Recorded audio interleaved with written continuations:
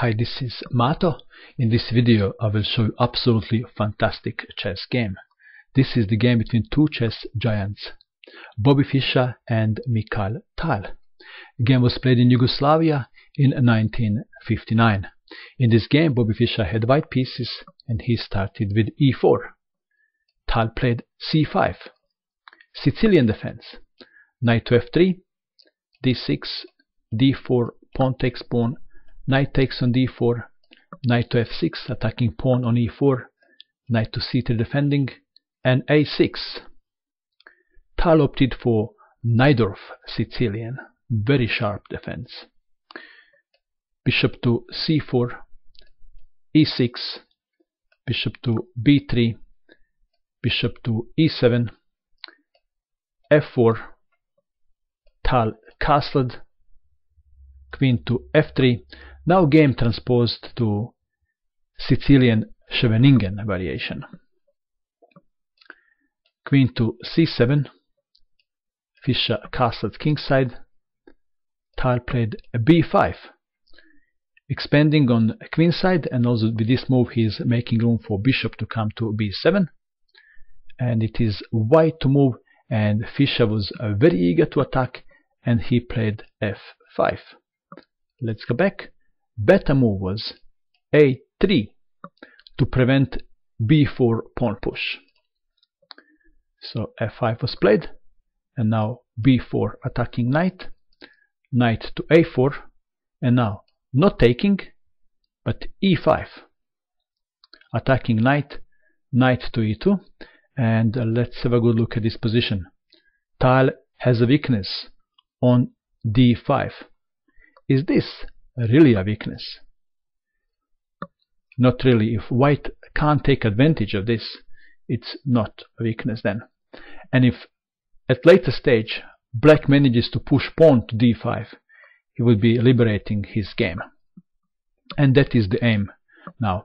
So bishop to b7 was played, attacking pawn, knight to g3 defending, knight from b to d7, and bishop to e3, bishop to c6, not only attacking knight on a4, it is also making room for queen to come to b7 to add more pressure on e4 pawn and to support d5 pawn push.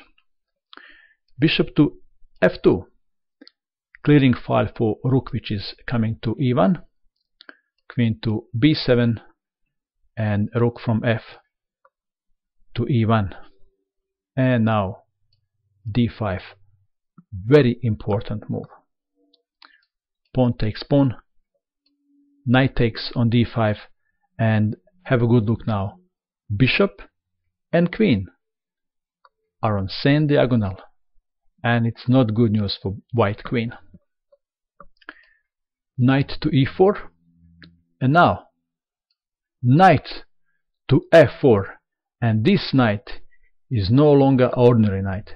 This is a monster knight.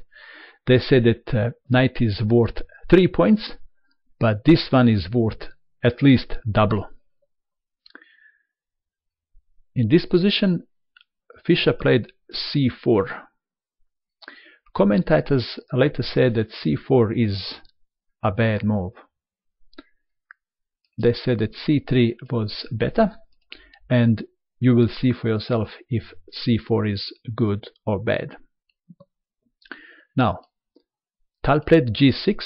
He wants to capture pawn on f5, and knight can't move, so Fischer captured on g6, and now not taking but f5. Knight is pinned, it can't move, and that f5 pawn push would not be possible if pawn was on c3. Okay, in this position Fischer played g7. What will happen if pawn takes pawn? If pawn takes pawn, then Tal has a choice. He can play king to h8, but even he can capture that pawn. And have a good look now.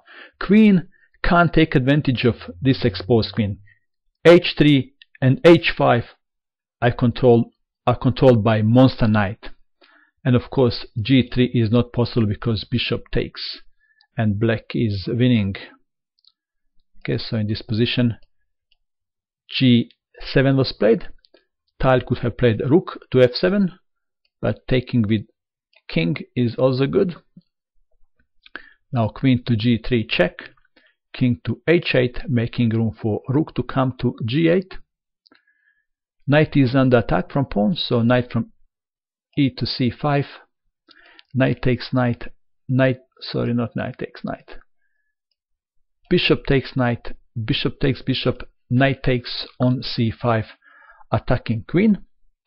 Queen to c7, protecting pawn on e5. Queen to e3, so rook and queen are not attacking pawn on e5. Tal played rook from a to e1. He allowed Fischer to capture pawn with knight on a6, but Fischer played rook to e2. Let's go back. Why not taking pawn? If a knight takes pawn on a6, then queen to g7, attacking pawn on g2, and have a good look. Queen, knight and bishop all attacking pawn on g2. And if g3, then check.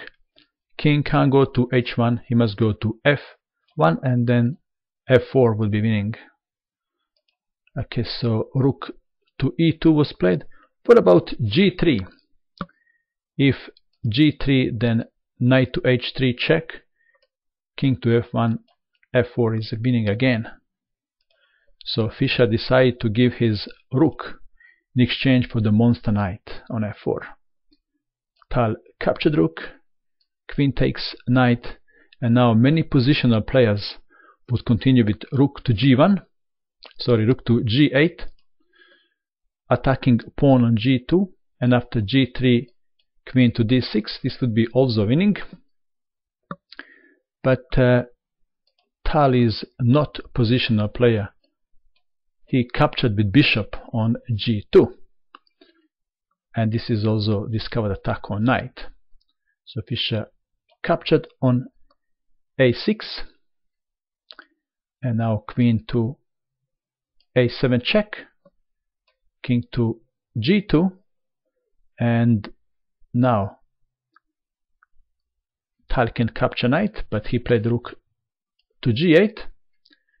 If king to h1, then game would be ending shortly. That's why in this position Fischer played king to h3, and now taking knight is possible, but Tal was confident that he can deliver checkmate. He didn't want to capture knight. Threat is queen to h6 check, and queen to h5 is not possible because of this variation.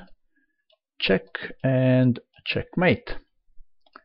So in this position Fischer played bishop to d1, and if now check, then queen to h5. But Tal played rook to e6, and in this position Fischer resigned. He didn't find a solution to rook to h6 check. That was a great demonstration of chess skills by Tal, wasn't it? What do you think about this game? Your comments are welcome. And that is all. I hope that you enjoyed watching this video. I wish you good luck with your chess, and bye for now.